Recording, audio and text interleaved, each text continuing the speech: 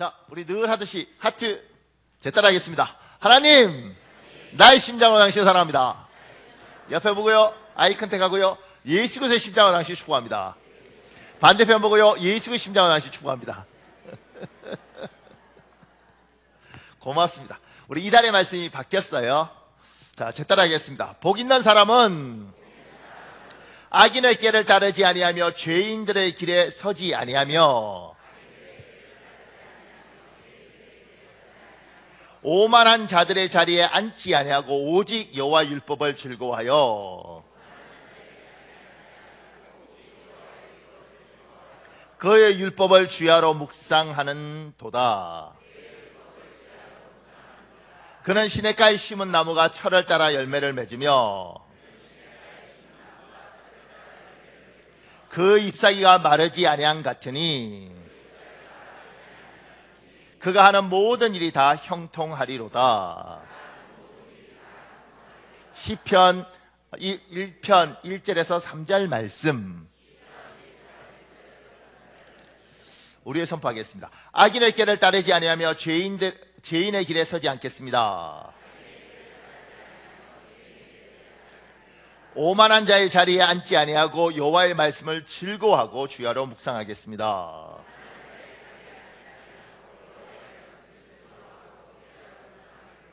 시냇가에 심은 나무처럼 철을 따라 열매를 맺고 잎사귀가 마르지 않게 하옵소서.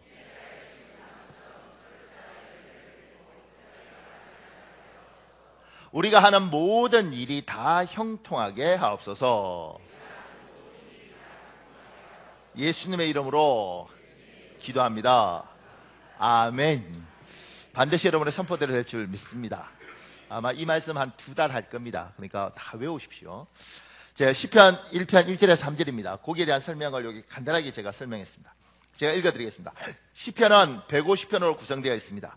시편 1편은 2편에서 150편까지 나머지 시편 전체의 서론 역할을 합니다. 세상 모든 사람은 행복한 삶을 추구합니다. 그러나 실제로 행복한 삶을 사는 사람은 소수에 불과합니다. 시편 1편은 이러한 현실 속에서 진정한 행복을 누리며 사는 길을 제시하고 있습니다. 성경은 우리가 어떻게 살아야 되는지 방향을 이야기하는 겁니다. 하나님을 신뢰하고 악을 쫓지 않고 하나님이 이 땅에서 우리에게 매뉴얼을 주신 거예요. 자동차 사면 자동차 안에 차량을 어떻게 해야 될지 매뉴얼이 있습니다. 컴퓨터를 사면 컴퓨터를 어떻게 해야 할지 매뉴얼이 있습니다. 사용법이 있는 거예요. 성경은 하나님이 우리에게 이 땅에서 어떻게 살 건지 그 매뉴얼을, 그 방법을 우리에게 주신 겁니다. 제가 그 밑에 이렇게 적어놨습니다. 복 있는 사람은, 이 세상 모든 사람은 복을 받고 싶어 합니다. 제가 복에 대한 설교를 할 때마다 아마 제 젊은 시절 또 제 신학교 때 시절에 대한 생각이 많이 있어서 그럴 것 같아요. 저항감이 좀 있습니다. 기복이라는 단어도 싫고 하나님 앞에 복 달라는 것도 자꾸 뻔뻔스러운 것 같고, 여기에 대한 제 마음속, 여러분 중에 안 그런 사람들도 있겠지만 저한테는 저항감이 좀 있습니다. 왜냐하면 그렇게 훈련받았고 그렇게 교육받았고 그런 책들을 읽었기 때문에 그렇습니다. 근데 이제 시간이 지나고 저도 나이가 들고 그 다음에 목회를 하면서 하나님 주신 지혜를 이제 알아가잖아요. 학교에서 배웠던 게 뭔지 삶에서 이해를 해가는 것처럼 신학교에서 했던 신학이라는 것들을 목회를 하면서 이해를 해가는데, 그 중에 하나는 뭐냐면 이 세상의 모든 사람은 복을 받기를 원한다는 거예요. 여러분 중에 안 그런 사람이 있으면 제가 조금 이따 설명할게요. 이 세상의 모든 사람은 복을 받기를 원합니다. 그러니까 우리 민족만 특별히 복을 받기를 원하는 게 아니에요. 우리 민족이 특히 복에 대한 이야기가 많죠. 생긴 거 보고 저같이 이렇게 생긴 사람 보고 뭐라고 이야기하냐면 잘생겼다고 이러지 않고 복스럽게 생겼다고 그래요. 잘생겼다고 그러지 뭘 그렇게 둘려서 표현하나? 복스럽게 생겼다고 그래요. 둥글럽적하면 복스럽대. 복스럽게 생겼다고 그래요. 사람 보고 어이구 저게 복쟁이네 이래. 그리고 새해 복 많이 받으세요 이렇게 인사도 하고, 그리고 오죽하면 옛날 제가 어렸을 때 봤던 프로그램 중에는 웃으면 복이 와요 그래요. 그러니까 우리 민족이 복을 좋아하죠. 근데 우리만 좋아하는 게 아니고 중국이 이제 신년을 중국어로 춘지에 이러거든요. 그런데 그 춘지에 때 보면 이렇게 집마다 복 이런 걸 붙여놨습니다. 그러니까 근데 그걸 거꾸로 붙여놨어요. 복자 한자를 이렇게 복자를 뒤집어 놓은 경우도 많습니다. 그리고 어떨 땐 주렁주렁 달아놨어요. 그거 말고도 뭐 많이 있더라고요. 제가 기억이 잘 안 나는데 적어놨어요. 뭐 일루피안, 신춘대길, 길상에 하자 집중하다 뽀얗게 붙여놨습니다. 그 중에 이제 복자 세모나게 해서 이렇게 네모나게 해서 마른 목걸로 이렇게 해서 그냥 딱 붙여놓는 거죠. 그러니까 거기도 뭐요? 복을 받기를 원하는 거죠. 그럼 동양 사람만 복을 받기를 원하느냐? 미국은 오바마가 설교래요. 이게 뭐죠? 이렇게 청중한테 강의하고 나면 대통령 때도 항상 마지막 마칠 때는 God bless you 이래요. 그 다음에 God bless America 이렇게 이야기해요. 그러니까 이제 원래 영어로 귀염문 아닙니까? May God bless you, May God bless America 이렇게 하는 거죠. 그러니까 하나님이 여러분을 축복하기를 원합니다. 하나님이여 우리 아메리카를 축복해 주십시오 이런 거잖아요. 그러니까 그 부분에 대해서 그쪽도 뭐요? 축복을 원해요. 제가 가장 했던 건 그 미국에서 공부할 때 이제 재채기가 좀 있어서 지하철 타고 이렇게 올라오다가 엘리베이터 에스컬레이터 타고 이렇게 올라오다가 이렇게 기침을 했거든요. 저쪽에 이거 거리도 먼데 저쪽에 미국에 하나가 내려오면서 Bless you! 그래서 제가 이때 뭐 아멘을 해야 되는데 가르쳐 준 적이 있나 누가 어떻게 해야 될지 잘 모르겠더라고요. 그러니까 어느 민족이든 복을 받고 싶어 하는 것들이 있는 거죠. 근데 제가 그 밑에 조금 더 적어놓은 게 태어날 때부터 내가 복을 가지고 태어난 것이 아닙니다. 복은 내 것이 아닙니다. 하나님이 나에게 주시는 것입니다. 요걸 조금 더 설명을 해줄 필요가 있는 게 우리 민족은 복을 내가 원래 태어날 때부터 쟤는 복을 받았어 이런 식으로 말을 해요. 그래서 복이 내 건 줄 알아요.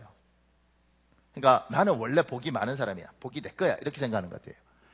그런데 이 복이 내 게 아닌 게 뭐냐면 보세요. 기억력이 복을 가진 사람이 있습니다. 그죠? 머리 좋은 복이죠. 타고날 때부터 머리가 좋아요. 그 정세현인가 그 통일부 장관했던 분은 70이 넘었는데도 숫자 연도를 정확하게 기억하는 거예요. 그러니까 누가 묻는 거죠. 어떻게 그렇게 장관님은 70이 넘었는데도 이 연도 숫자인 걸 정확히 기억하십니까? 그러니까 그분이 이렇게 말을 하더라고요. 기억나는 걸 어떻게 해? 외워진대 그냥. 외워진대. 아무리 외워도 안 외워지는 누군가가 있는데 그냥 타고난 머리를 갖고 있는 거죠.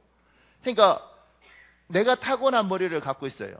저 사람은 참 복이 있네. 하여튼 머리 좋아. 머리 좋은 복이 있네. 그러면 복이 내 거면 그 좋은 기억력 나눠주던가 누구한테. 내 거면 누구 줘야 되잖아요. 내가 줄 수 없는 거죠. 이해가 안 가십니까? 이 찬송가는 제 거예요. 내 거면 내가 누구 줄 수 있죠. 근데 내 게 아니면 내가 못 주는 거예요. 그러니까 타고난 기억력이 하나님이 우리에게 유전자적이든 뭐든 그 좋은 걸 주신 거죠. 그래서 내가 받았을 뿐이지 내 게 아니니까 내가 주고 싶다고 주어주는 게 아니고 양도하고 싶어도 양도가 되는 게 아니에요. 내 게 아니라는 거예요. 그냥 나도 받은 거예요. 음악하는 사람들 처음 되잖아요. 홍무사님 같은 사람들은 이렇게 뭐 피아노 치면 땅 하면 소리 딱 들으면 저게 뭔지 알더라고요. 돈지 민지 뭐 이런 거 알아요. 참고로 상호야 너는 알아? 딱 들으면 강도 집사님 알아요? 그렇지 고마워. 여기서 안다 그런 순간 따되는 거야. 근데 왕따 되는 거야. 근데 몰라요. 안 들려. 스피커 앞에 있어도 잘 안 들려. 근데 타고날 때부터 청음이 되는 사람이 있어요. 그냥 탁 치면 이 도는 도로 들리는 거죠. 제가 필리핀에 있을 때 그 일루카노 족은 이런 애들이 많아요. 그러니까 이제 이야기할 때 타고날 때부터 청음이 되는 애들이라는 거예요. 그래서 걔들은 악보 잘 못 보거든요. 그냥 듣고 그냥 치면 쳐져요. 얼마나 부러웠겠냐. 그러니까 타고난 걸 그렇게 타고, 그러니까 그 복을 받고 태어난 거죠. 그래서 사람은 내가 타고났으니까 그건 내 거라고 생각하는데 내 거면 줄 수도 있고 받을 수도 있고 가져올 수도 있고 줄 수도 있는데 내 게 아니기 때문에 내가 받기 싫다고 안 받아지는 게 아니고 주어지는 거예요. 내가 주고 싶다고 줘지는 게 아닌 거죠. 그러니까 복은 하늘로부터 하나님으로부터 우리에게 주어지는 겁니다. 여러분들 중에 누가 잘생겼다면 나는 원래 그냥 이목구비가 뚜렷하게 이렇게 잘생겼어. 그러니까 그럼 나한테 주든가 돈 주고 내가 좀 사게. 못 주잖아. 그건 뭐요? 주어진 복인 거예요. 제가 서울에 출애설에 갔다가 그 출애 보는 신랑 친구가 제하고 이제 제가 출애고 이게 사회자니까 같이 이렇게 이야기하잖아요. 내가 이야기하다가 이 멘트 하는 걸 보는 게 아니고 내가 그 친구를 이렇게 봤어요. 하도 뚫어지게 보니까 이 사람이 묻더라고요. 선생님 왜 그러십니까? 잘생겼어요. 너무 잘생겼어요. 그러니까 어렸을 때부터 늘 들어왔는가 봐요. 이러더라고요. 그냥. 그러니까 그 달란트를 받은 거죠. 그러니까 태어날 때부터 이목구비가 또렷하게 태어난 그 복을 받은 거예요. 누구는 못 받은 거지. 그래서 이렇게 강남의 뭐 원장님이 도움을 받고 뭐 이러잖아요. 근데 하여튼간에 복이라는 게 그런 거예요. 그러니까 내 게 아니고 여러분과 내가 받은 거죠. 근데 그 밑에 제가 이렇게 적어놨습니다. 복에 대해 이해하려면 세상을 좀 더 살아야 합니다. 이 땅에서 내 힘, 내 노력으로 되지 않는 것이 너무 많다는 걸 깨달아야 합니다. 그리고 그 밑에도 이렇게 적어놨습니다. 인생을 살다 보면 정말 축복받은 사람, 축복받은 집안도 만나게 되고 정말 박복한 운명을 가진 사람, 박복한 집안도 만나게 됩니다. 인생을 좀 살아야지 이게 복이 있고 복이 없고에 대한 이해가 생겨요. 왜냐하면 젊었을 때, 그 다음에 내 힘이 좋을 때는 그냥 내가 하면 되는 줄 알아요. 근데 이제 나이가 들면 들수록 알죠. 뭘 알죠? 뜻대로 안 돼요. 뜻대로 안 돼요. 계획대로 안 돼요. 그리고 참 어찌 안 돼도 저렇게 안 되나 이런 사람도 있고 어떻게 돼도 저렇게 잘 되나 이런 사람도 있습니다. 제가 신명기 26장 16절에 19절에 있는데 우리 교독 한번 해볼까요? 제가 먼저 읽겠습니다. 너희는 도시에서도 저주를 받고 시골에서도 저주를 받으리라. 너희 몸에 태어난 소생과 밭의 소출과 소새끼와 양새끼가 모두 저주를 받으리라.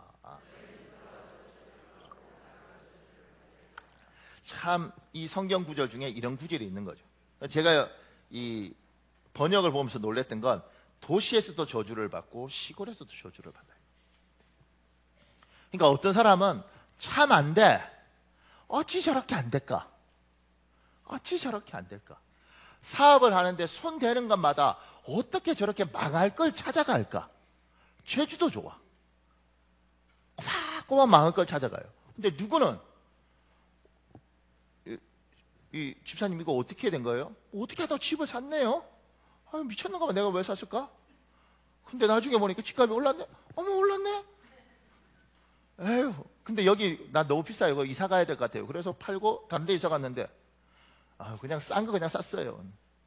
또 집값이 올랐어. 왜 그러지? 나는 살 때마다? 그런 사람이 있고 살 때마다 집값이 내리는 사람도 있어요. 있습니다. 어떻게 그렇게 아주 그냥 가격 내려앉는 집만 사는지. 제주도 좋아.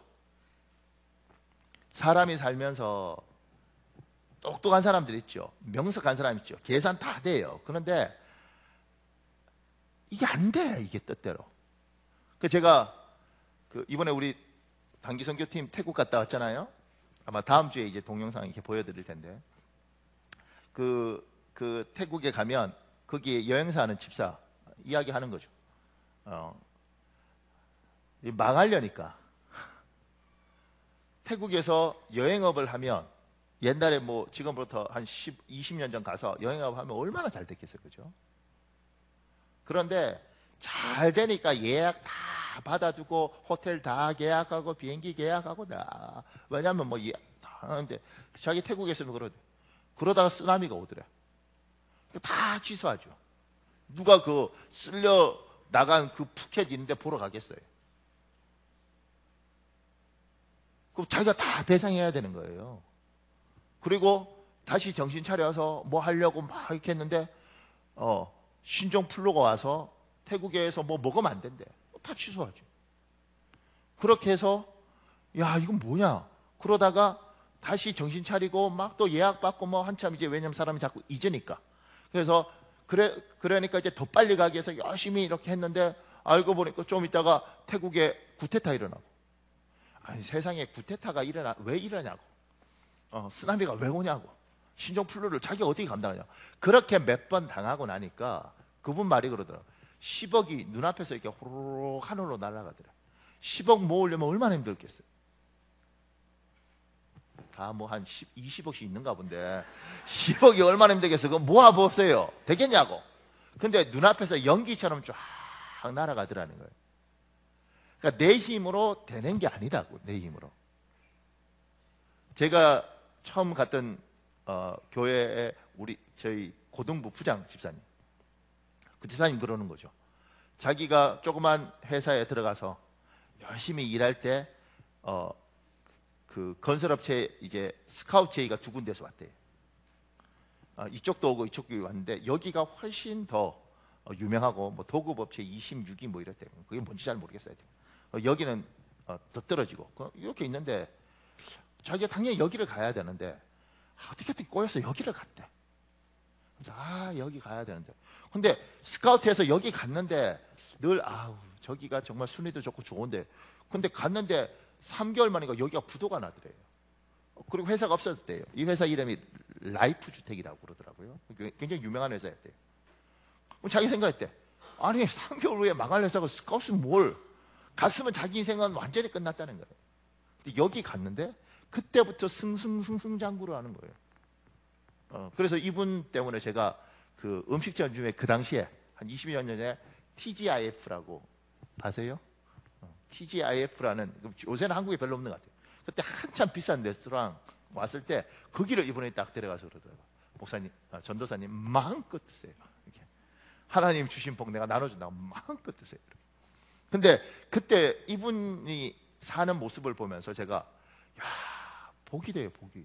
이 사람은 복이 있어요. 얼마나 복이 있느냐면 목사님하고 싸웠네. 그러니까 목사님하고 싸웠는데 하도 목사님이 미우니까 어떻게 하느냐면 저기 남재주 집사 정도 자리에 딱 앉아서 주일날 대예배 시간에 신문을 조선일보인지 뭔지를 신문을 쫙 이러고 보시는 거예요. 와, 교인들은 얼마나 힘들고 목사님 얼마나 힘들겠어. 싸우는데 안수지사 신문 쫙 이러고 보는 거예요.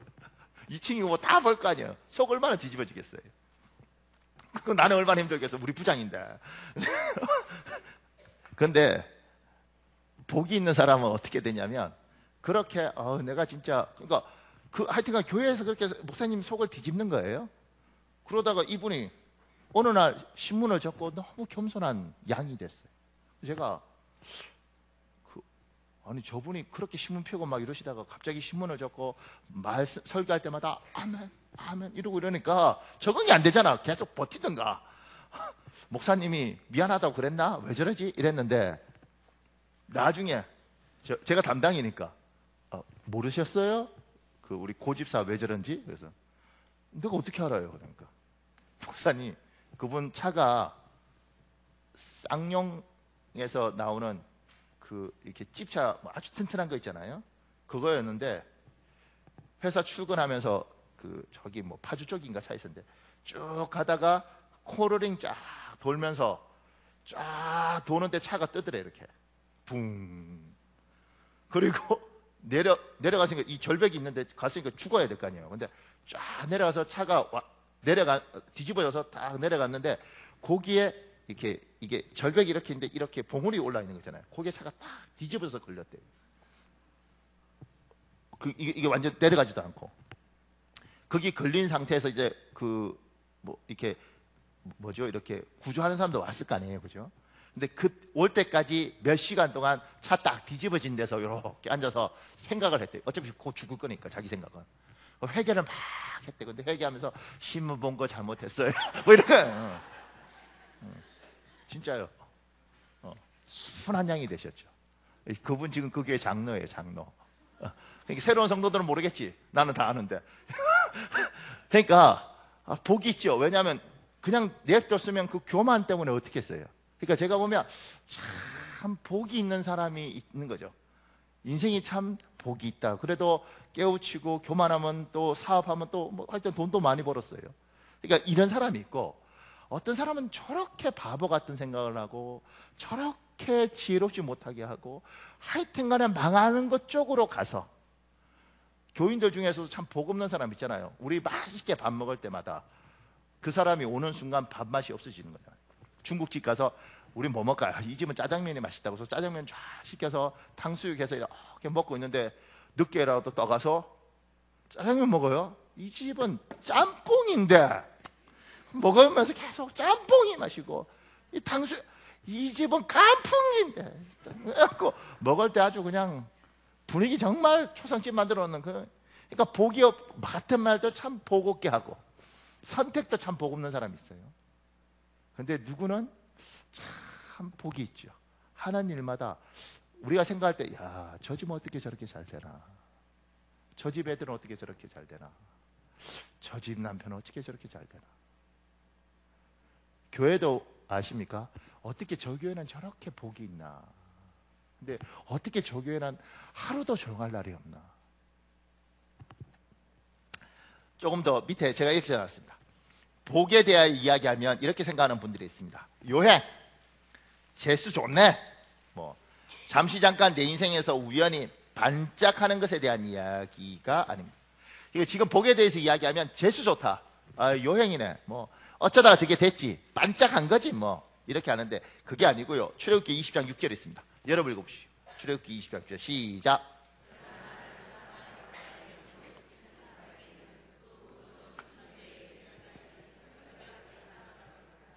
복은 하나님이 주시고 하나님이 그 복을 주시면서 그냥 주시는 게 아니라 약속하시고 내가 너희 자손을 또는 내가 너를 내가 너희 교회를 때로는 내가 너희 사업장을 내가 반드시 축복할게. 그래서 복된 길이 오는 거예요. 어쩌다가 재수 좋아서 한번 이게 아니라 하나님의 언약이 있는 거죠. 얘야 내가 너에게 복을 줄게. 얘야 내가 너의 애를 책임져 줄게. 그래서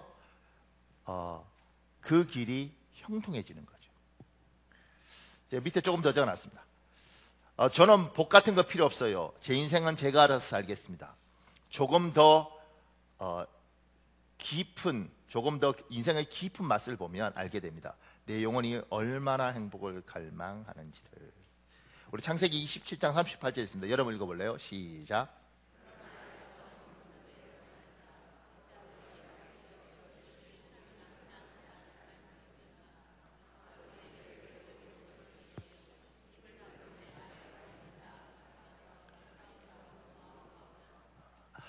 우리는 에서라고 이야기하는데 어떤 사람들은 이제 번역할 때 에사오 이렇게 발음하는 게 낫다고 생각하고 우리는 이삭 이런데 어떤 사람들은 또 번역할 때 이사 이렇게 번역을 한 거예요. 같은 이름입니다. 지금 여기는 에서가 아버지에게 축복을 요구하죠. 아버지 나 축복해 주십시오. 근데 이삭이 에서 아니라 야곱에게 축복을 다 했어요. 그러니까 제가 이 성경이 너무 마음이 아프게 와닿는 게 에서가 거듭 애원하죠. 아버지께서 빌어주실 복이 하나도 남지 않았단 말씀입니까? 아버지, 저에게도 복을 주십시오. 근데 그때 이삭이 이런 거죠. 입을 다문 채 말이 없는 이삭. 앞에서 아버지가 줄 게 아무것도 없는 거죠. 왜냐하면 야곱한테 다 줘버렸어. 입을 다문 채 말이 없는 아버지 앞에서 에서는 목을 놓아 울어요. 제가 우리 교회에 오는 성도들 중에 이런 성도들이 있습니다. 목사님, 제가 살려고 왔습니다. 제가 살고 싶어서 여기 왔습니다. 그러니까 전에 전도사 때 이때는 이렇게 생각했어요. 그 순수하게 하나님을 사랑해야지 뭘 살려고 와. 이렇게 했어요. 저 사람은 필요한 것만 채우면 그러면 하나님 버리고 딴 데 가야? 이렇게 생각했어요. 근데 이게 나이가 들면서 사람에 대한 이해력이 생기니까 이 땅에 수없이 많은 사람이 어떻게든 살아보려고 몸부림을 치는 거예요. 살아보겠다고 발부둥을 치는 거죠. 그래서 불교에도 가보고 뭐 천주교도 가보고 아니면 무당한테 부닥거리도 해보고 어떻게든 살아보려고 발부둥을 치는 거예요. 그러다가 누가 복음을 전하고 누가 예수님을 소개하고 누가 교회를 이야기해서 교회에 온 거예요. 왜요? 살라고. 근데 저도 나이가 들면서 그게 너무 간절하게 되더라고요. 저 사람이 살려고 왔구나. 어떻게든 살아보려고 왔구나. 어떻게든 가정을 깨보지 않으려고 왔구나. 어떻게든 내 새끼 살리게 하고 왔구나. 어떻게든 가장으로서 가정을 책임지겠다고 하나님 살려달라고 왔구나. 그런데 그게 귀한 게 뭐냐면 그런 간절한 가운데 하나님을 만나고 그런 간절한 가운데 기도가 되고 이 에서처럼 하나님 정말 살려주세요. 통곡하고 부르짖으면서 하나님을 만나더라는 거죠. 교회 오래 다닌 사람도 있습니다. 어렸을 때부터 모태신앙으로 자라서 교회 오래 다녔어요. 그리고 정말 하나님이 복을 많이 주셨어요. 그래서 직장도 적당한 거 없고 먹고 살 것도 좀 있어. 얘야 우리 같이 기도해 봐야 되지 않니? 전 기도 안 해도 돼요. 왜? 그럼 먹고 살 만큼 하나님 주셨잖아요. 뭘 기도를 하겠어요. 그리고 가뜩이나 바쁜 분 제까지 뭐 귀찮게 해드리겠어요. 그냥 하나님은 딴 사람 신경 쓰고 저는 그냥 이렇게 편하게 그냥 살려고요. 이렇게 예배 드리는 사람, 이렇게 기도하러 온 사람들이 있어요. 그 사람도 귀하죠. 그런데 그 사람 말고 하나님 살려주세요. 내가 살려고 왔습니다. 그 기도가 간절하고 그 절박함이 달라. 근데 하나님은 이걸 귀하게 보더라고. 왜냐하면 정말 중심으로 하나님을 원하는 거잖아요. 하나님 살고 싶어요. 하나님 살려주세요. 저도 그렇게 교회 왔고 그렇게 하나님을 만났어요. 그리고 인생이 바뀐 거죠. 그리고 제가 만났던 많은 사람들 중에 정말 복이 없는데 정말 인생이 답답한데 하나님 앞에 살겠다고 와서 산 사람들이 있어요. 그들이 자식한테 복음을 전해주죠. 예수 믿어야 돼. 하나님 믿어야 돼. 야, 넌 다른 건 아빠는 다 양보해도 절대 하나님에 대해서는 양보 못해. 하나님 믿어야 돼. 이렇게 말하는 사람이 있어요. 왜냐하면 자기가 믿고 살았기 때문에 내가 나한테 큰 재산은 못 물려줘도 내가 너에게 엄청난 백은 못 대줘도 내가 예수는 전해준다. 그리고 붙들어라. 그러면 산다. 그럼 복이 있다. 그럼 너 인생이 형통하다. 그러니까 신앙은 갈망이 있어야 됩니다. 여러분들 중에 혹여 하나님에 대한 갈망, 하나님에 대한 이런 정열을 잊어버렸으면 반드시 기도하셔야 됩니다. 하나님 회복시켜 주십시오. 회복시켜 주십시오. 하나님 나에게 하나님을 간절히 붙들고 싶고 주님 붙들면 산다는 그 절박함 때문에 주님 붙들고 싶습니다. 그 사람들은 기도를 하면 등이 땀에 다 젖어요. 간절해서.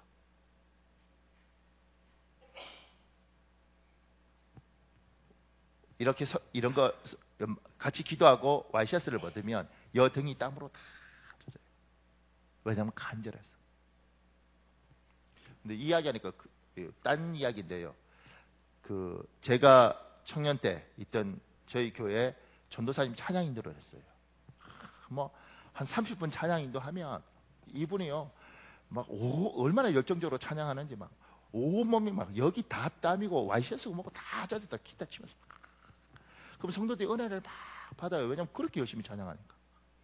근데 참 은혜가 없는 사람이 있어요. 이렇게 우리가 전도사님 진짜 찬양하는 모습 보니까 은혜가 돼요. 근데 이분은 그러더라고. 저렇게 땀을 많이 흘리는 거 보니까 몸이 허하네. 몸이 허하네. 할 말이 없더라고. 뭐라 그러겠어. 몸이 허하네. 몸이 허해서 기도를 하고 나면 땀이 젖는 게 아니고 간절하게. 그러니까 여러분들 중에 그걸 놓친 사람이 있다면 꼭 회복하시길 예수님 이름으로 축복합니다. 제가 여기 안 적은 게 있더라고요.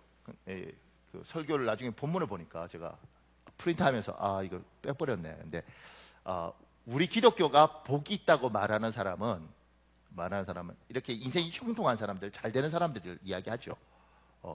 그런데 그것보다 더 궁극적인 건 어디서 왔다 어디로 가는지 아는 사람을 복이 있다고 이야기하는 거예요. 진짜 복이 있는 사람은 자기가 어디서 와서 어디로 가는지를 아는 사람입니다. 얼마 전에 불교에서 영화가 개봉됐어요. 제목이 문무관이에요. 그러니까 문무관이 뭐냐면 문이 없는 집이다 이런 뜻이더라고요. 근데 거기가 이제 스님들이 들어가서 1000일 동안 2평 3평에서 사는 거예요. 하루 한 끼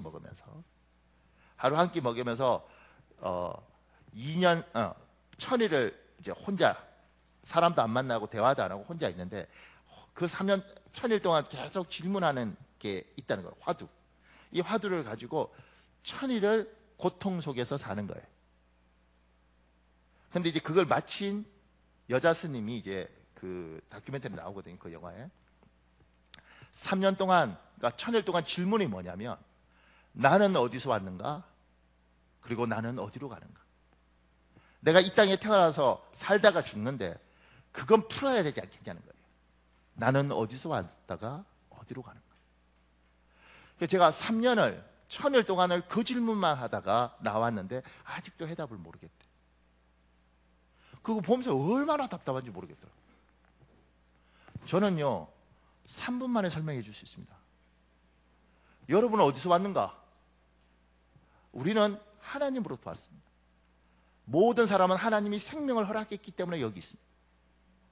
그러면 우리는 어디로 가는가? 이 세상을 끝나고 나면 하나님 앞에 갑니다. 하나님 앞에 가서 하나님 앞에 씁니다. 그리고 인간은 자기 삶에 대해서 반드시 하나님 앞에 신문을 받습니다. 심판을 받습니다. 재판장 앞에 쓰는 겁니다. 그리고 그 대가에 의해서 천국도 가고 지옥도 가는 겁니다. 영원한 천국이 있고 영원한 지옥이 있습니다. 이것을 성경에서 말을 하고 하나님이 그걸 우리에게 주신 거예요. 너는 어디서 와서 어디로 가는지를 알아라. 그리고 어디서 와서 어디로 가는지 알아야 되고, 그리고 이 세상을 만든 주인이 누군지 알아야 되고, 네가 그 주인을 섬기면서 살아라. 이게 하나님이 우리에게 이야기한 거예요. 그걸 아는 사람은 복이 있고 모르는 사람은 이 세상을 누굴 섬겨야 될지 모르니까 나를 섬겨요. 나를 만족시켜요. 이 세상에 정말 채워도 채울 수 없는 것이 인간의 마음입니다. 가져도 만족이 안 되는 게 인간의 마음입니다. 가져서 만족이 되면 빌 게이츠가 더 벌겠어요? 아니면 그 삼성의 이재용 회장이 더 벌겠어요? 나는 이재용 회장의 10,000분의 1만 있어도 베풀고 살 거야, 평생. 그러지 않겠어요? 10,000,000분의 1만 있어도 나는 정말 천사처럼 살 것 같아. 근데 거기는 그거 갖고 안 되는 거잖아요. 더 가져야 되는 거잖아요. 그거 갖고 만족을 못 하는 거잖아요. 누굴 섬겨야 될지 모르면 내 욕심을 섬기는 거예요. 왔다가 어디로 가는지 모르면 길을 잃어서 내 살고 싶은 대로 사는 거예요. 그래서 정말 복이 있는 사람은 인생이 형통하고 참으로 하나님이 많은 걸 주시지만 정말 복이 있는 사람은 내가 어디서 와서 어디로 갈 것이고, 그리고 내 인생이 누구를 섬기고 살아야 되는지를 아는 겁니다. 조금 더 볼까요? 제가 고민해 있게 적어놨습니다. 다 형통하리로다. 형통한 삶은 어떤 삶인가? 저는 고속도로 운전할 때마다, 특히 명절 때 차 이렇게 막히잖아요, 그죠?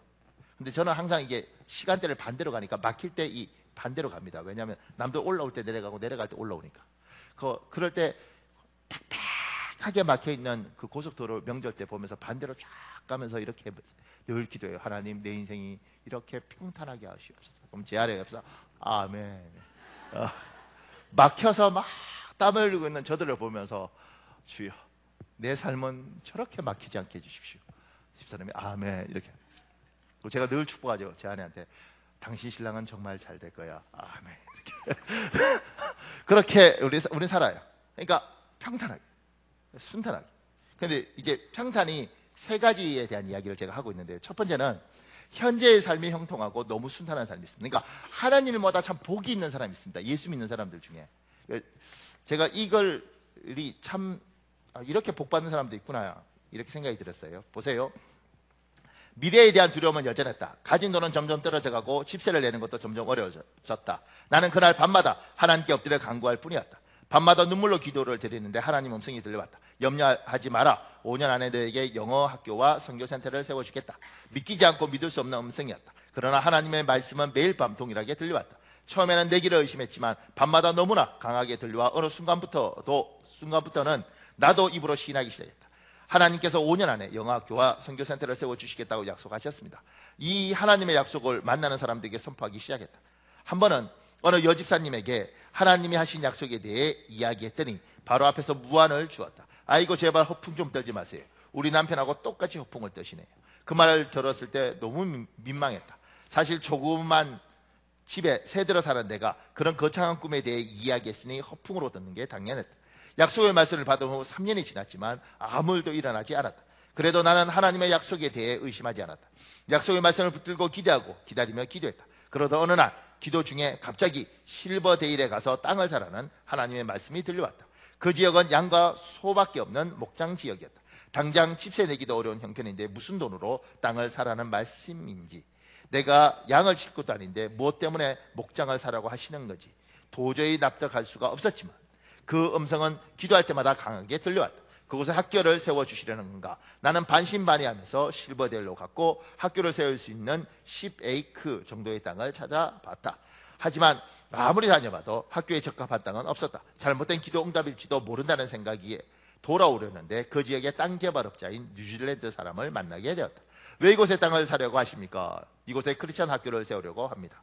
내 이야기를 들은 개발업자가 굉장히 반가워하면서 좋은 땅이 나오는 대로 연락을 주겠다고 했다. 얼마 후 연락이 왔다. 학교를 세울 만한 땅이 나왔습니다. 나는 10에이크 정도의 땅을 찾았지만 눈앞에 펼쳐진 땅은 138에이크였다. 에덴 동산처럼 무척 아름다운 땅이었다. 넋을 잃고 그 땅을 바라보고 있을 때 성령께서 말씀하셨다. 이 땅은 내가 너를 위해 준비한 땅이다. 당장 계약해라. 그 당시 그 땅은 뉴질랜드 달러로 200만 달러, 하나 12억에 나와 있었다. 주인이 두 개로 나누어 팔려고 내놓은 것인데 경사지지 않은 2만 평과 밑으로 약간 꺼진 15만 평이 각각 100만 불이었다. 하지만 집세도 겨우 내고 있는 형편에 이 땅을 살 수 있는 방법은 전혀 없었다. 그런데 놀랍게도 땅 주인이 파격적인 제안을 했다. 당시 이 땅을 사면 앞으로 2년 동안 갚을 수 있게 해주겠소. 땅값을 할부로 내라니 그건 도저히 있을 수 없는 일이었다. 보통 뉴질랜드에서는 계약하기 전에 지질검사와 수질검사 등을 한 다음 땅을 구입하는 것이 일반적이다. 그래서 대체로 조건부 계약을 한다. 하지만 난 단 1달러도 깎지 않고 바로 무조건 계약을 해버렸다.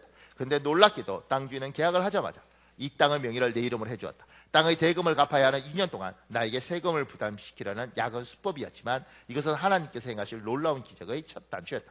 땅을 구입한 지 몇 개월이 흘렀는데도 땅값을 갚을 수 있는 방법이 없었다. 서상가성으로 뉴질랜드 달러가 강세가 돼서 12억이 있던 빚이 16억으로 늘어났다. 그런데 별로 걱정이 되지 않았다. 하나님께서 사라고 하신 땅이니 하나님께서 해결해 주실 거라는 믿음이 있었다. 나는 평안한데 주위 사람들이 더 걱정했다. 가까이 지내던 뉴질랜드 친구는 그 땅이 개발되려면 최소 50년 이상은 있어야 한다며 어리석은 짓을 했다고 핀잔을 주었다. 사실 인간적인 눈으로 보면 그 친구의 말이 맞았다. 나는 미래가 보이지 않는 땅 138에이크를 돈도 계획도 없이 사버린 것이다.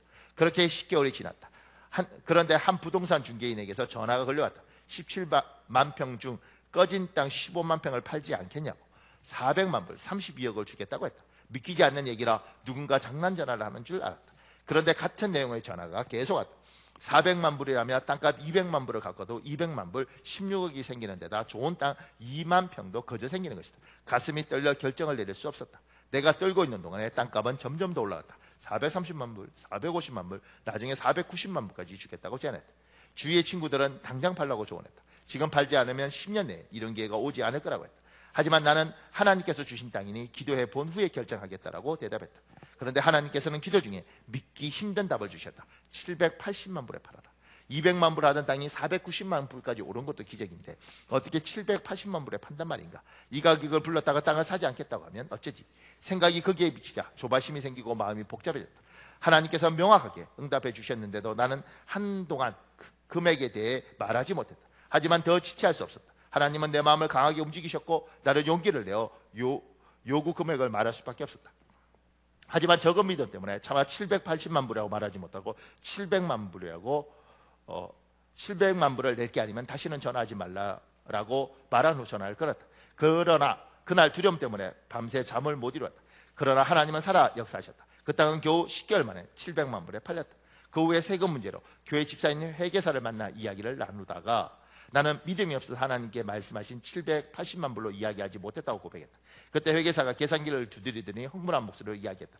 정확히 780만 불의 땅을 파셨습니다. 땅을 파실 때에 땅 주인이 세금을 내도록 하는 계약을 하셔서 매매 가격은 정확히 780만 불입니다. 그랬다.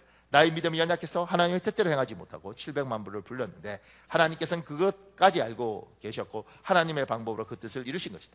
그 땅은 세금 80만 불을 포함하여 정확히 780만 불에 매각되었다. 돈 한 푼 없이 계약한 지 10개월 만에 일어난 일이다. 하나님의 섭리는 참으로 놀라웠다. 원래 땅 주인은 세금을 피하려고 서둘러 명의 변경을 했다. 그런데 그게 아니었다. 우리는 돈을 갖기 전에 땅을 팔 수 없었을 것이다. 인간의 작은 생각조차도 손으로 바꾸어 사용하시는 하나님의 능력에 영광을 돌린다. 우리 다 이렇게 살면 얼마나 좋겠어요, 그죠? 근데 우리 목사님들 중에 이 무슨 목사님이 있는데 저희 교단 선배예요. 그분이 이런 식으로 교회를 지었더라고요. 땅을 샀어요, 크게. 근데 교회 지을 돈은 없고, 그래서 땅만 크게 사고 이거 어떡하나 그런데 나중에 누가 반만 팔라 그래서 반 팔고 이 돈 가지고 땅값 다 갖고 건물을 지었어요. 목사님들이 그걸 보고 할렐루야 주님 영광 받으시고 이게 아니고 왜 나한테는 이러십니까? 왜 나한테는 이러십니까? 그렇게 목사들도 이야기하지. 그러니까 이렇게 잘 되는 사람들이 많이 있죠. 복을 받은 사람들이 많이 있죠. 근데 이제 그렇지 않은 사람들이 생각하죠. 그럼 나는 하나님, 나는. 근데 제가 그 다음에 이렇게 적어놨죠. 현재의 삶은 너무 고통스러운데 내 시야 바깥 저 먼 곳에서부터 잘 되어오는 형통이 있습니다. 형통이 두 가지죠. 하나는 지금이 눈앞에서 너무너무 잘 되는 게 있고, 하나는 지금 여기에서는 안 보여요. 근데 하나님이 여기를 어떻게 푸느냐면 저기서부터 풀어와서 여기를 풀어주는 경우가 있어요. 그러니까 지금 뭐 고통스러운데 알고 보면 이 고통이 나중에 보면 저기서부터 하나님이 일을 하셔서 이게 열매를 맺을 때까지 시간이 있는 거예요.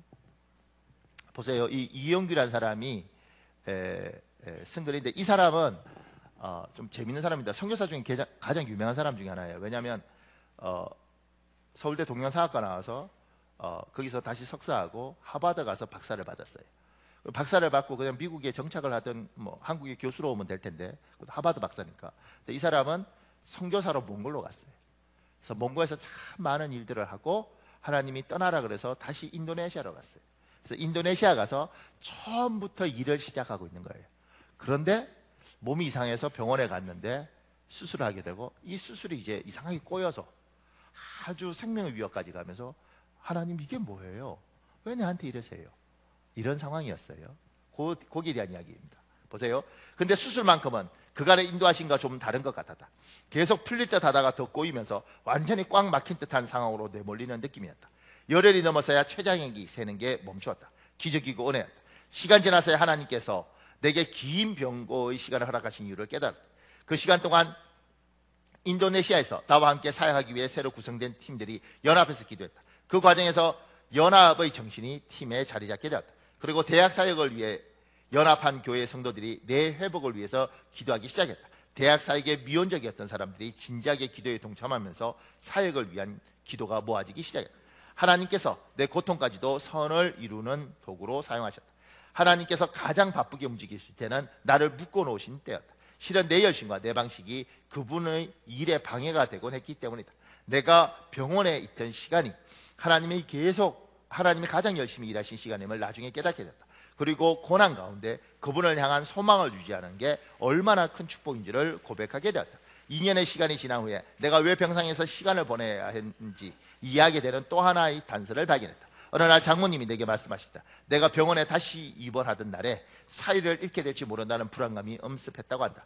딸과 손주들이 미래를 생각하며 마음이 심란해서 어찌할 바를 모르다가 인근의 큰 교회에 찾아가서 무작정 기도를 시작하셨다고 한다. 실은 아내의 부모님은 교회를 다니지 않으셨다.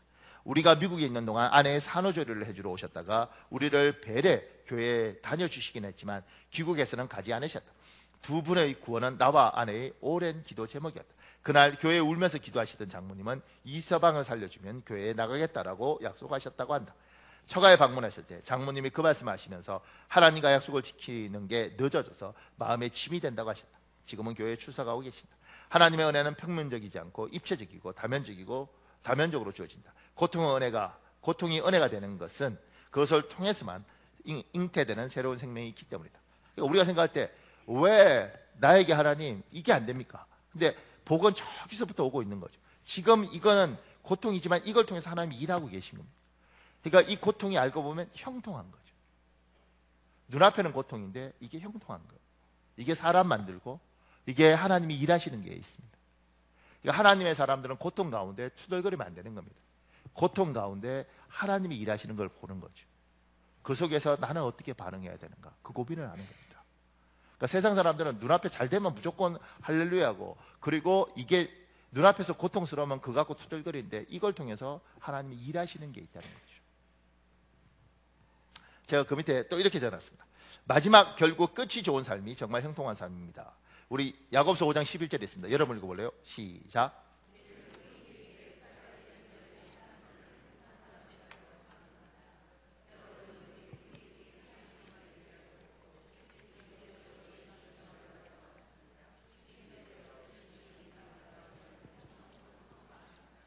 욥이 끈기 있게 참아낸 이야기, 그리고 그 끈기 속에서 주님이 주신 결말이 있습니다.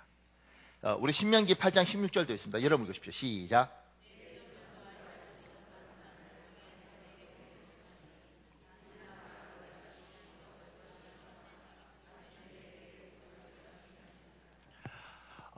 여러분은 복이 있는 게, 여러분은 형통한 삶을 살고 있는 것이, 복이 있는, 하나님 어디서 왔다가 어디로 가는지 아는 사람은 복이 있는 사람입니다. 그 복이 있는 사람에게 하나님이 형통함을 주는데, 그 형통함 중에서 궁극적으로 지금 어렵더라도 반드시 여러분이 형통한 가장 큰 이유는, 하나님은 마지막에 복을 주시는 거예요. 끝이 좋은 겁니다. 근데 그 끝이 어디냐면 그냥 끝이 아니라 제가 이렇게 사람들 보고 있으면 지금 좋으니까 이게 복이라고 생각하지만, 마지막이 정말 안 좋은 사람들을 보면서 이 끝이 안 좋으면 정말 안 좋다는 생각을 해요. 우리나라 대통령 중에 처음 대통령 하셨던 이승만 대통령 같은 경우 보세요. 그분이 하야하고 하와이에 있다가 돌아가셨죠.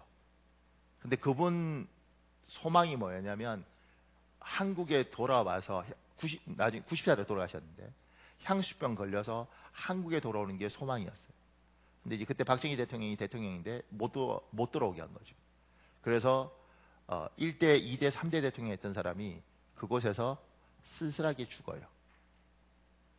그러면 아마 제가 알기로는 그분이 우리나라 최초의 하버드 박사인데, 이승만 대통령이 대통령했다고 누가 복이라고 그러겠는가. 그러니까 여기가 아무리 좋아도 끝이 안 좋으면 복이 아닌 거죠. 지금 이제 박근혜 대통령, 이명박 대통령 감옥에 가 있잖아요.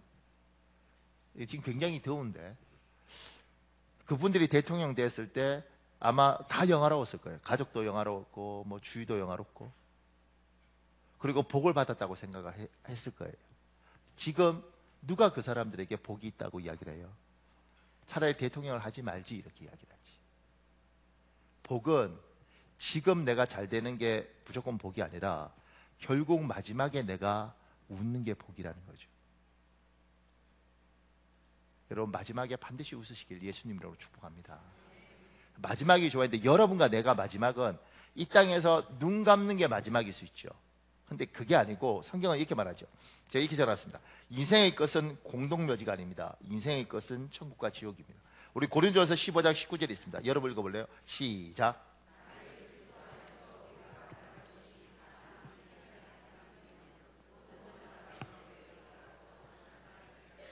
여러분 여기 어떻게 생각합니까? 다만 이 세상의 삶, 천국 지옥 없고 이 세상의 삶뿐이면 모든 사람 가운데 우리가 더욱 불쌍한 자리야. 저는 저보다는 여러분이 훨씬 불쌍할 거라고 생각이 들어요. 왜냐하면 세상 사람들은 이렇게 봅니다. 제가 이제 목사 되겠다 그랬을 때 제 친구, 제 고등학교 때부터 아주 절친한 친구 엄마가 교회 안 다니시거든요. 근데 어떻게 교회 한번 구경까지 했는가 봐요. 그리고 저한테 그러더라고요. 현우가 목사 그거 좋더라야. 그거 잘만 하면 돈 되겠더라야. 자기가 가보니까 이렇게 쫙 바구니 이렇게 도는데 이렇게 사람들이 돈 넣는 거 보내고 싹 잘만 하면 야, 그거 괜찮더라고. 목사해라 그러더라고. 세상 사람들 그렇게 보는 거죠. 그러니까 우리가 이 세상 뿌리면 세상 사람들이 볼 때 나는 그래도 뭐 이렇게 가져가는 게 있는 사람이고, 여러분은 이 더운 날 앉아서 돈 내고 심지어 요거도 먹잖아요. 집사님 예배 그따구로 드리지 마세요. 하나님이 우습게 보십니까? 이런 요거도 먹어가면서 이 더운 날. 그리고 여기 매주 와 있는 거잖아요. 세상 사람들이 볼 때는 저게 무슨 짓이요? 그러니까 이 땅만 있으면 여러분 많이 불쌍하죠.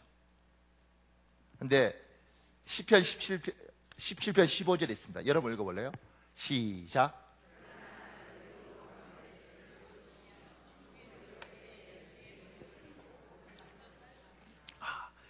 성경 멋지게 번역했습니다. 천국에서 깰 때 이 땅에서 임종을 하고 그래서 끝이라고 생각했는데 눈을 떠보니 천국인 거예요. 그리고 하나님께서 이야기하는 거죠. 얘야, 네가 이 땅에서 고생 많이 했지, 수고했지, 그리고 젊은 날 핍박도 많이 당했지, 집안에서 너 하나 예수 믿는다고 구박도 많이 당하고, 근데 얘야, 이제 네가 영원히 안식할 수 있고 네가 영원히 형통할 수 있는 곳에 내가 줄게.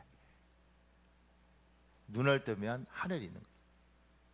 그리고 이 땅에서 자기의 형통을 위해서 몸부림치면서 열심히 살았던 자들, 그래서 남의 것을 뺏고 짓밟고 그렇게 악랄하게 살았던 사람들, 그들에 대해서 눈을 뜨면 하나님이 보이고 하나님이 그 대가를 치르는 거예요.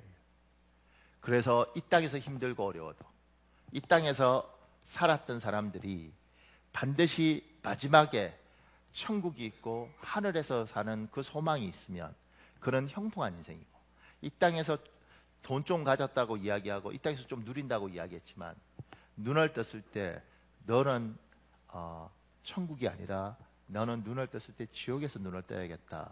그 인생이 망한 인생이라는 거예요. 여러분이 왜 힘들게 이렇게 주일날 와서 예배를 드리는가? 왜 어렵게 땀 흘려 돈 벌어서 하나님이 일하라고 헌금하고 왜 밤에 와서 기도하는가? 우리가 이 땅에 살만 있으면 여러분도 불쌍하고 저도 불쌍한 겁니다. 하나님 복 주셔서 아주 형통한 사람도 있고 지금은 고난처럼 보이지만 하나님 풀어주시는 것도 있지만 우리에게는 이 땅은 반드시 굴곡이 있습니다. 근데 하늘이 있는 거죠. 천국이 있는 겁니다.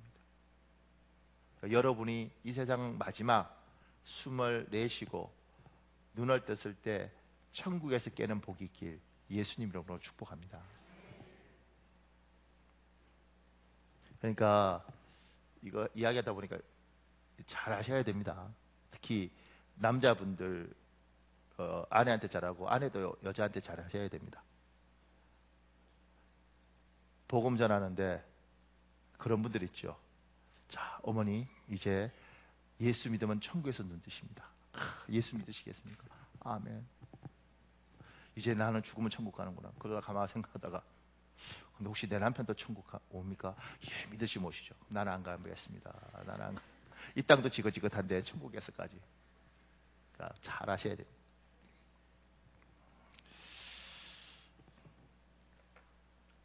제가 그 밑에 이렇게 적어놨습니다.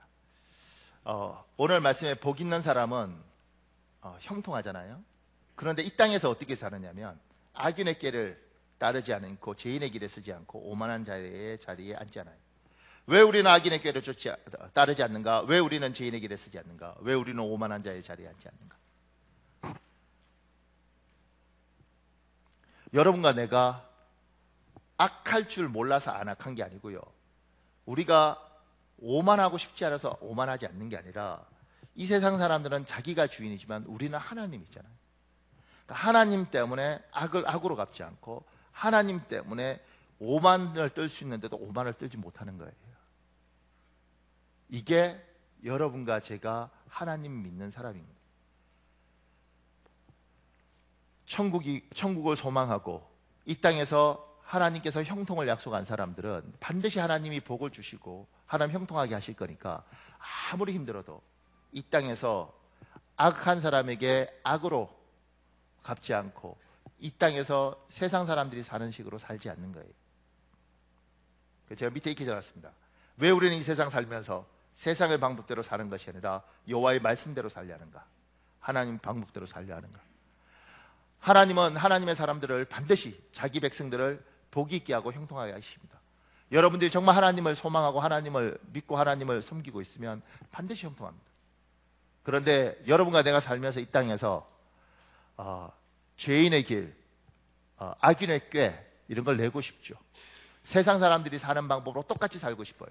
저놈이 나 물어뜯으면 나도 물어뜯고, 저놈이 내 눈알 하나 뽑으면 2개 뽑고, 우리 그렇게 살고 싶어요. 근데 여러분과 나는 그렇게 살면 안 됩니다. 왜냐하면 우리는 그렇게 안 살아도 하나님 형통케 하실 거예요. 하나님 반드시 복댕기를 줄 거기 때문에 나는 악하게 살지 않으려고 발부둥을 치는 거예요. 왜냐하면 하나님이 날 축복하셨을 때 악하게 산 내가 너무 부끄러운 거예요. 하나님 방식대로 사는 거죠. 제가 제한테 인생에서 이렇게 여러 가지 복된 기억도 있고 아픈 기억도 있는데, 아픈 기억 중에 하나는 제가 이제 굉장히 예쁘게 유치원 때부터 보던 애가 있었는데, 제가 이제 중학교 중등부 담당 목사가 되면서 제가 부목사일 때 걔가 서울이었거든요, 집이. 근데 안산으로 이제 교회로 오는 거예요. 부모가 여기서 자랐으니까, 서울에 사업체가 있으니까. 근데 오는데 안산으로 주일마다. 근데 이제 시험 때가 되면 한 달 정도는 안 오는 거예요. 왜냐하면 시험 공부해야 되니까. 근데 그 엄마 아빠는 오는데 애는 안 와요. 그래서 제가 나중에 불렀죠. 얘야, 너 왜 시험 때만 되면 안 오니? 그러니까 얘가 이러는 거예요. 엄마 아빠가 못 가고 못 오게 하고, 저도 학원 가서 공부해야 돼요. 전교 한 20등쯤 했거든요. 그러니까 그래서 제가 못 가요 이러더라고요. 근데 제가 이제 어렸을 때부터 받고 은혜를 아는 아이니까 제가 걔한테 그랬죠.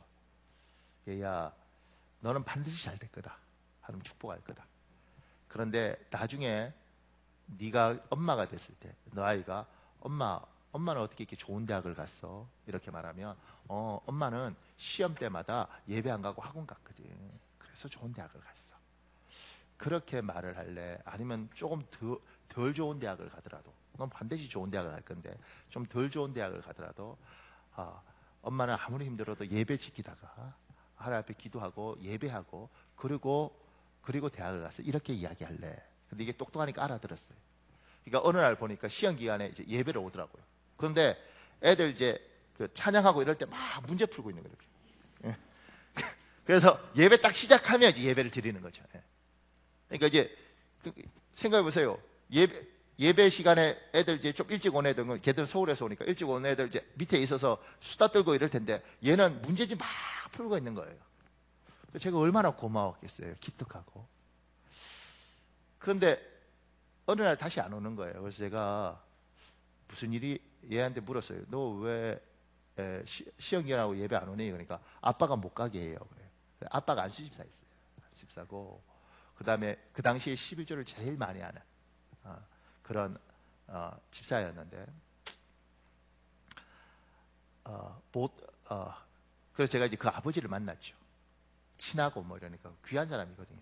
그래서 얘가 이렇게 하는데, 집사님 이제 예배 시간에 그래도 보내야 되지 않겠습니까?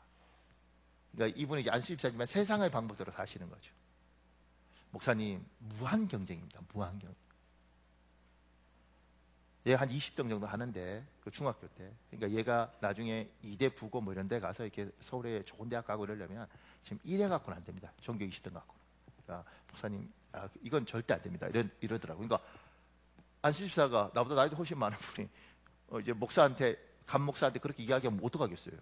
내가 이길 수가 없잖아요. 그래서 알겠습니다. 이랬다. 알겠습니다. 그리고 이제 나중에 고등학교 올라갔죠. 근데 그 뭐 이대 부건지 뭐 외고인지 떨어졌어요. 그러다가 이제 저희가 중등부니까 고등부 올라가서 어느 날 애가 자퇴를 했다는 거예요, 학교를. 그리고 나중에 이제 뭐 검정고시 이런 거 보고 아주 그냥 인생을 홍역을 알았어요. 검정고시 보고, 그리고 나중에 단국대인가 뭐 하여튼 거기를 들어갔어요. 재수를 했는지 뭘 했는지 해서.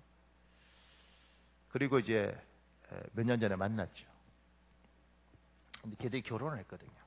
제가 너희는 아기를 언제 낳아? 제가 이렇게 말을 했어요. 목사님, 저 아기 안 낳을 거예요. 야, 애를 왜 안 낳아? 저는 제 대에서 이 세상 끝나는 거예요. 너 교회 안 다니니? 예수 믿는 것들 지긋지긋해요. 제가 얼마나 놀랬겠어요. 나 그거 유치원 때부터 봤는데.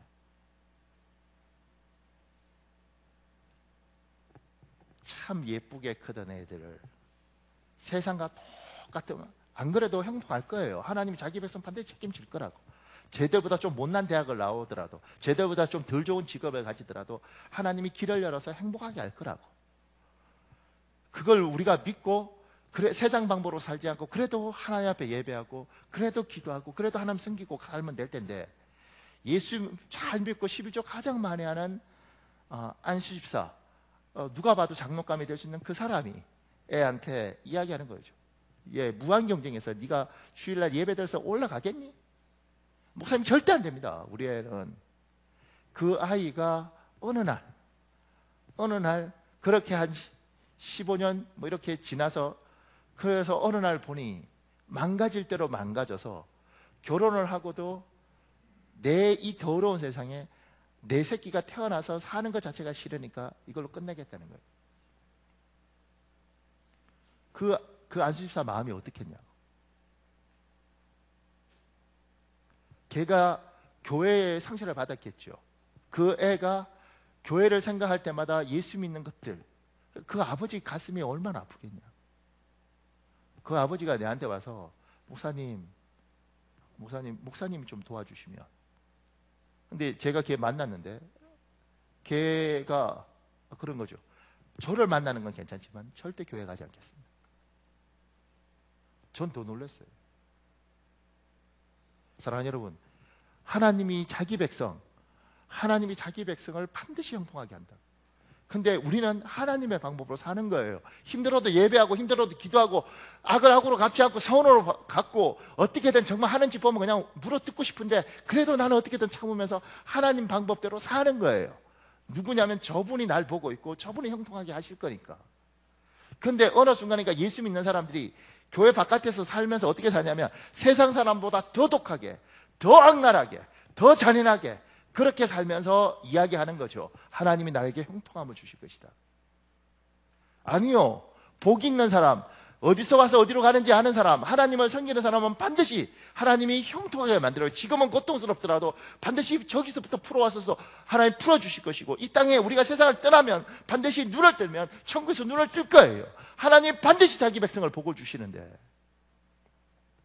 우리가 이 땅을 살면서 하나님을 신뢰하면서 하나님의 방법으로 살아야 되는데, 이 세상 사람들과 경쟁하면서 이 세상 사람보다 더 잔인하게 살면, 그 잔인하게 사는 사람에 대해서 하나님께서 복을 주고 형통하게 하는 것이 아니라 그 모난 사람을, 하나님 방법대로 살지 않는 사람을, 정말 복이 없는 사람으로 사는 그 사람에게 하나님이 사랑하시지만 고생시켜야 되지 않겠습니까? 연단시켜야 되지 않겠습니까? 그래야 천국 데려가지 않겠습니까? 힘이 들어도 반드시 하나님이 여러분을 형통하게 하실 테니, 여러분 제 말이 아니고 성경 말씀이에요. 아무리 힘들어도, 이 땅이 아무리 어려워도 여러분 천국에서 눈 뜰 거니까. 이 땅에서 악인의 꾀를 쫓지 않고 죄인의 길에 서지 않고 오만한 자의 자리에 앉지 않는 거예요. 하나님이 싫어하니까, 하나님이 마음 아파하니까, 나는 예수 믿으니까, 나는 복을 받은 사람이고 반드시 형통하게 할 테니까. 우리 시간이 너무 없는데 찬송을 같이 한번 했으면 좋겠습니다. 찬송가 384장입니다. 혹시 여러분들 중에 악한 마음, 독한 마음이 있는 사람이 있다면, 그게 내 남편이 되든 그게 내 자식이 되든 아니면 그게 사랑하는 내 이웃 사촌이 되든 간에 악한 자리에 서지 않고, 하나님, 내가 하나님을 신뢰합니다, 나에게 복을 주십시오.